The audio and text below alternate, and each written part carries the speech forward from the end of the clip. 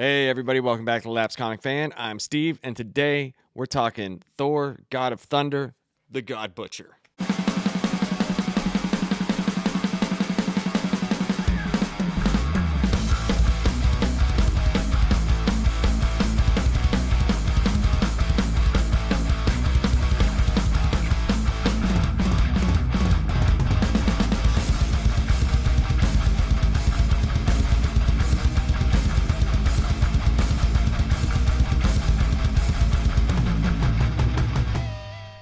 All right, so let's get a couple of things out of the way first.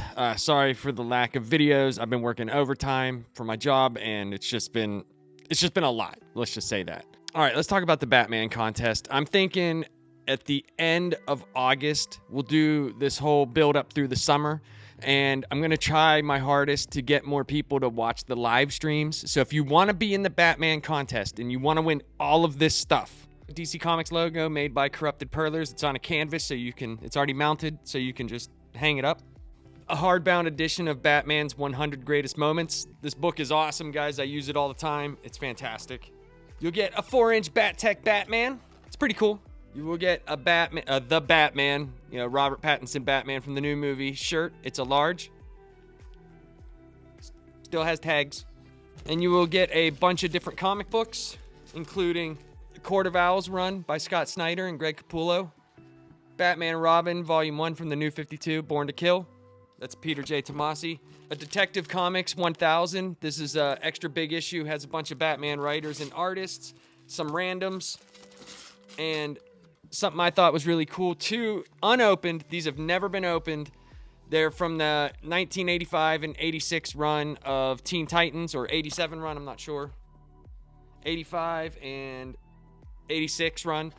Yeah, I just wanted to throw them in there just because it's cool and I had extras and I thought I'd give back. These have never been opened.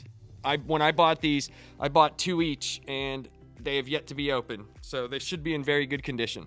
And the grand prize, the big thing that you'll get, is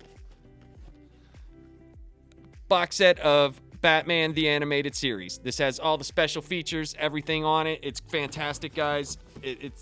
It's really cool. So that's what you'll get if you win the Batman contest. And how you'll win is you have to be in the live stream.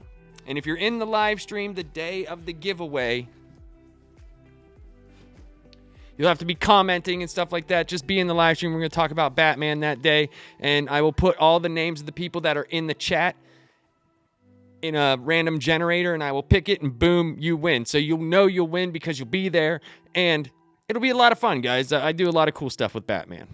All right, so we're going to get into Thor God of Thunder, since the Love and Thunder movie's coming out, and it's kind of adapted from some of this. There's some really cool things from the trailer that you'll notice in this book, and one of them, the main ones, is Gore. So, well, that Gore. Our Gore in the comic is a little bit different. I'm sure Christian Bale's going to kick ass. I'm sure he's going to be great. I'm not too big on the design. It can turn different. You never know, the corruption taking over him. I mean, it could lead to look different, but I understand why they did it. So, Thor God of Thunder, the God Butcher. This is done by Jason Aaron, written by Jason Aaron, and the art is by Esad Ribic, and I think he's amazing. You either love the art or you don't, but I think this art really, really fit the story that was being told, and fit the mythical proportions of what's going to be happening. This is sometimes it can be confusing because they jump a lot in time. There's 3 separate Thors that will be in this comic. There is very young Thor before he had Mjolnir. Then there's middle-aged Thor, I call him. He's still young, but after he had Mjolnir. And then there's old King Thor after he is like the last god alive. He's got one arm. He's just sitting in Asgard. It's in ruins, and he's just bitter, but he's badass. So we're going to get into this, and this is the first appearance of Gore. And you're going to see how much of a badass Gore is as a villain. He is a giant threat. He is to be taken very seriously, and his backstory, whenever we get to it, this is going to be done in 3 parts. It was going to be 2, but it just got too big for me to do, so we're going to do this in 3 parts. and I think you're going to love it. So let's get into Thor, God of Thunder, the God Butcher. Thor, God of Thunder, the God Butcher, Chapter 1. 893 AD Thor is being worshipped after performing his godly duties for a small village that was being ravaged by a frost giant. He leaves its head on a pike as a reminder of his dominance as a god from Asgard and son of Odin. The mead flows, and so do the women. A young girl comes running into the tavern saying there's a devil man coming from the water. She has seen its face. Thor readies his axe and goes to investigate this claim of devilry. Some of the village men are already there, and whatever it isn't anymore. Red chunks have been washing up on shore for a couple hours now. No one knows who it could be. There's not enough of him to identify. But what of the face? A man pulls a head out of the water and throws it at Thor's feet. This man is not from their village. This is no man at all. This was a god. We cut to 893 AD, and Thor has helped this village out by killing a frost giant. He's got its head on a pike as a warning to all the other frost giants, and he's just living it up. He's drinking all the ale and the mead, and he's just banging all the women, as Thor does. I mean, this is what's really great about this run, especially. He is the most Thor that he can be. When you think of Thor, just fighting shit and just banging chicks and this is Thor and getting hammered. Really, really cool. And while he's partying in there, a little girl comes running in and says that they've seen some devil or a devil man coming from the water. So everybody goes out there to check it out. And the closer they get, they realize that there's hardly anything left of this person. And these chunks have been washing up for hours now. And one of the guys down there grabs a head and throws it towards Thor. Like I said, nobody recognizes him. And Thor makes a weird discovery. This is no person. This was a god. So that's kind of crazy, man. Already just starting right from the beginning, a god has been killed. Not only killed, decapitated. And it looked like this one was terrified of what was going on. So they get you really, really just right then and there. Who... Is it another god? Who has the ability to kill a god? Was it just two gods fighting? Were they mad at each other?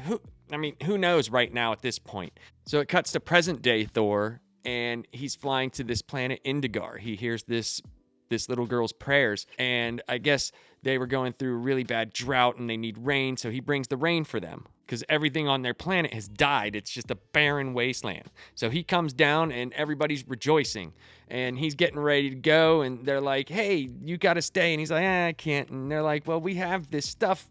It's made by cave slime ale. And he's like, ale?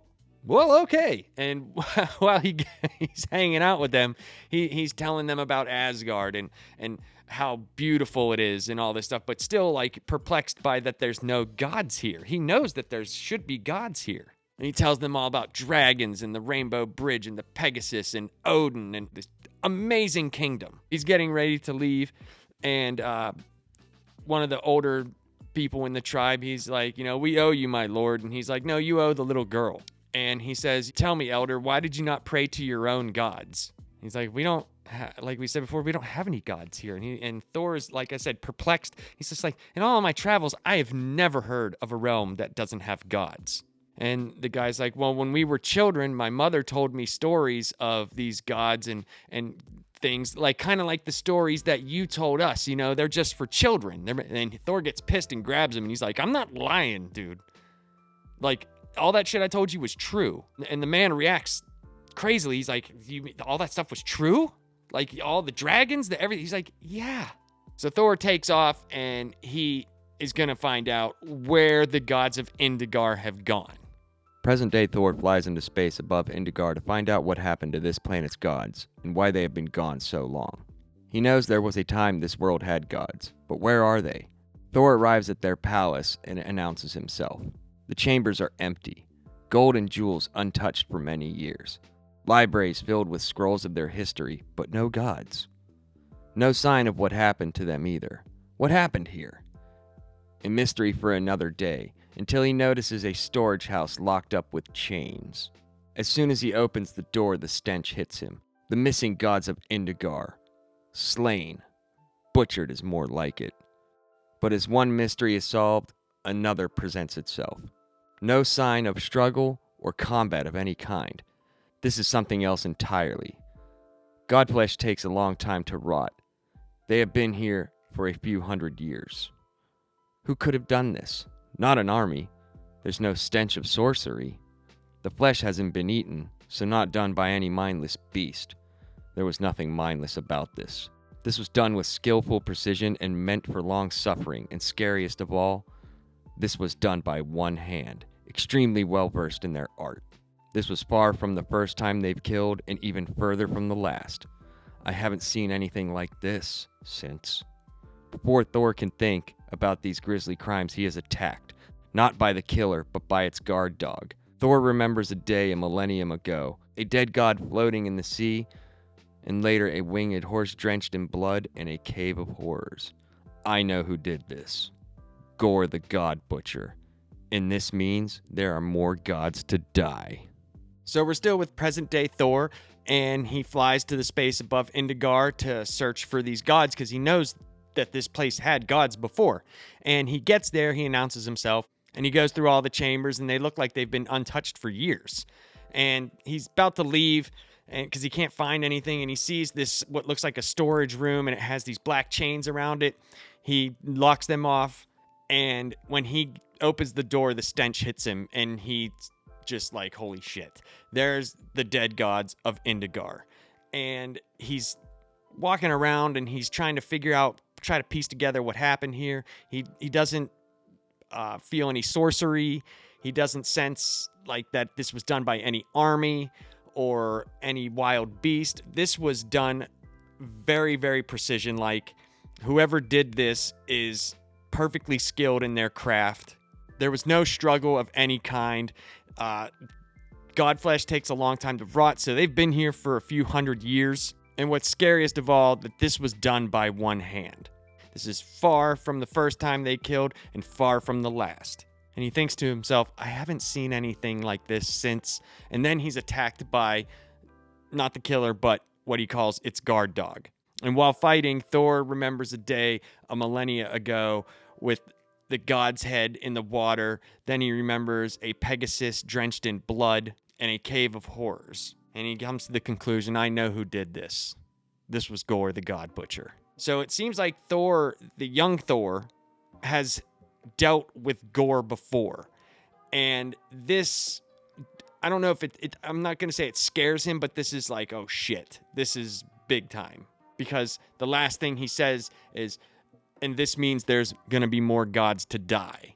So he knows this is not the end of this. And this must have haunted him because we jump to, it says millennia from now, and they're in the Great Hall of Asgard, and you see this beaten down old King Thor. He's lamenting like this place is so quiet. It used to be bustling with life. And the only noise here now is those things out there mocking me. And we're going to see what those things are.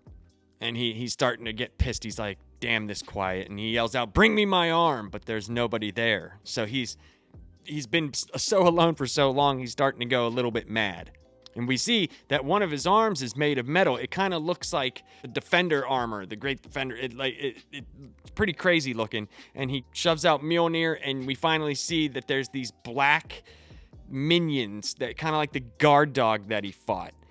And he's like, there's one god left here in Asgard, and he will have words with thee. And he jumps out of his throne, and we just see all of these black minions everywhere. And old King Thor is going to go out on his shield. So that's the end of chapter 1, and we're going to get right into chapter 2. Thor, God of Thunder, the God Butcher, Chapter 2.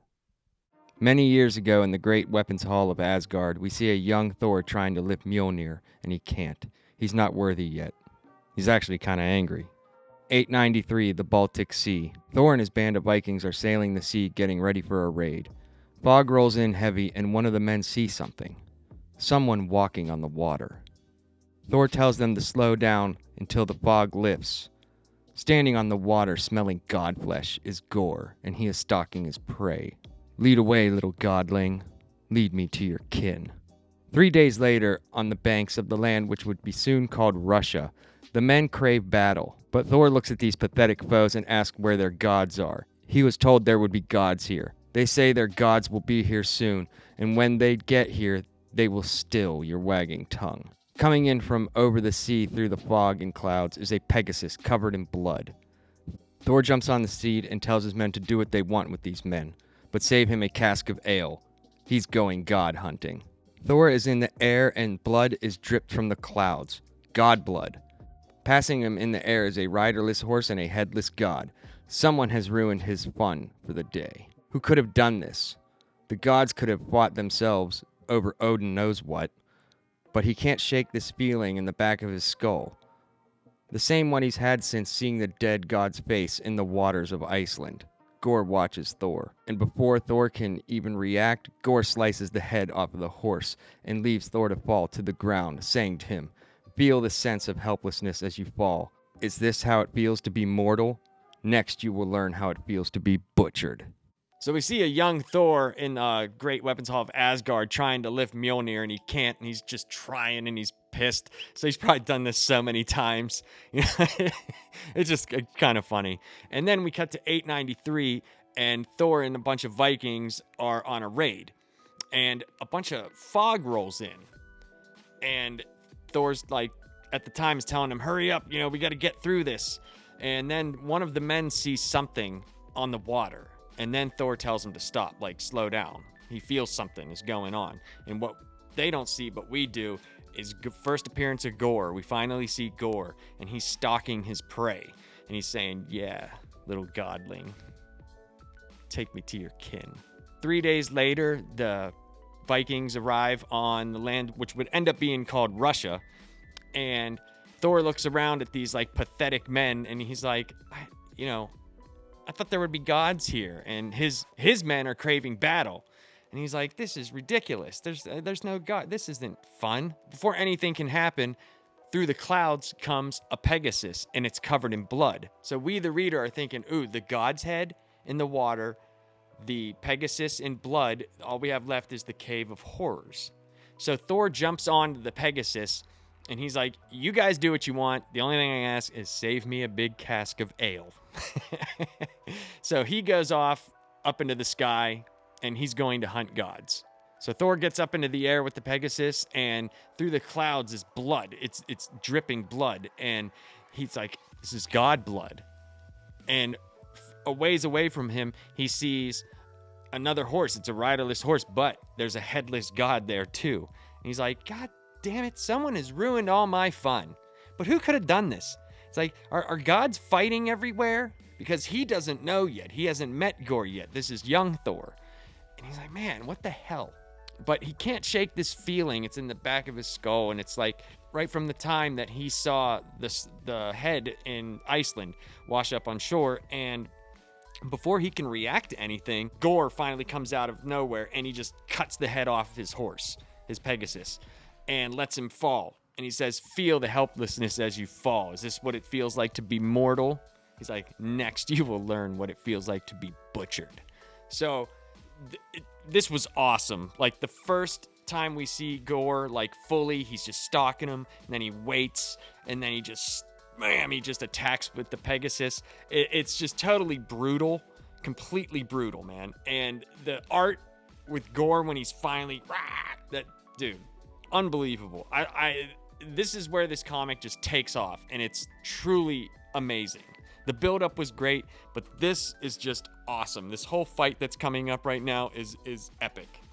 So Thor is free-falling, and he grabs onto the black Pegasus, and he whips it around on Gorr, and he tells him, my name is Thor, Cloudstalker, Thor of Asgard, and I'm the last god you're ever gonna see. The battle rages on, and Gorr isn't intimidated. In fact, he's thrilled that he's finally met an Asgardian. He's relishing another kill and to destroy the gods of Asgard. Thor looks into the eyes of Gorr and is reminded of a story from his childhood, the day he learned the difference between war and murder. He was a young boy, and a rogue god named Dagar went on a killing spree through the 9 realms. When caught, his father threw him in a pit, waiting to be judged. In confusion, Thor went to his father, who he had seen kill invading trolls, frost giants, and warring armies. He would come home covered in blood, and people would sing of his greatness. That was war, he told me, but what Dagar did was very different. A true warrior never relishes the killing strike. That will lead to losing oneself in bloodlust. Still confused by this, Thor snuck out to see Dagar for himself, just to see how the eyes of a murderer were different from my father's. As he got close to the pit, he slipped in, and he saw his eyes all right, but it wasn't what he expected. They were calm, serene even. All he did was just talk to me in a soothing voice about what he had done. He killed women and children, no bigger than Thor. In the pit, he didn't hurt Thor or even try to, but the way he stared at him was if he was already dead. The next day, the murderer died under Odin's blade. He never begged for mercy or showed remorse, his severed head still smiling at what he had accomplished. Odin and the others thought he was just a madman, but I knew the truth. The truth was, he was something so much more frightening. Gorr is starting to get the upper hand and taunts the God of Thunder. He says that Thor is used to fighting things that shiver before him, not something that meets your godly gaze and stares back in utter contempt for all that you are. Thor is used to fighting warriors, and Gorr is definitely not that. Thor has seen his kind before. Gorr disagrees and feels bad for the poor fools below them who worship Thor. What are you the god of anyway? Drunkenness? Axes?